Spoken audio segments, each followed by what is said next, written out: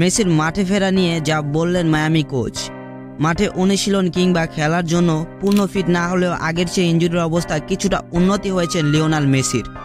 নিজ বাড়িতে ইনডোরে প্র্যাকটিস করেছেন লিও, তবে কবে নাগাদ তিনি মাঠে ফিরবেন তা শীঘ্রই জানা যাবে বলে নিশ্চিত করেছেন কোচ টাটা মার্তিনো। তিনি আরও জানান, মাঠে ফিরতে মুখে আছেন বিশ্বকাপ জয়ী তারকা। এদিকে দল নিয়ে কিছুটা দুশ্চিন্তায় আছেন মায়ামি কোচ। ইনজুরি আর অলিম্পিকের কারণে আগস্টে পূর্ণ স্কোয়াড না পাওয়ার আশঙ্কায় আছেন আর্জেন্টাইন মাস্টার মাইন্ড। লিওনেল মেসির ইনজুরি নিয়ে সুখবর শোনার অপেক্ষায় ছিলেন মেসি ভক্তরা।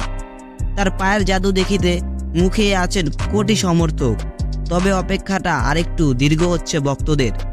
মূলত কোপা আমেরিকার ফাইনালে ইনজুরিতে পড়েন বিশ্বকাপ জয়ী তারকা। তার আঙ্কেল ইনজুরি এতটাই গুরুতর ছিল যে ঠিকমতো হাঁটাচলা করতে সমস্যা হচ্ছিল।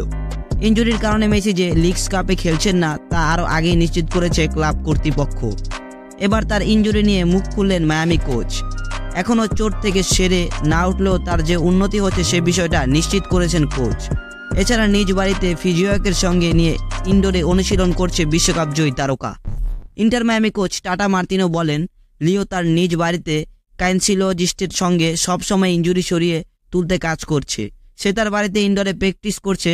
কবে নাগাদ মাঠে অনুশীলনে ফিরবে তা আমরা খুবই শীঘ্রই বলতে পারবো আশা করছি। ওর পা আগের চেয়ে এখন অনেকটা ভালো, সে খেলতে মুখিয়ে আছে। আপনি কল্পনাও করতে পারবেন না সে মাঠে খেলতে না পেরে কেমন অনুভব করছে।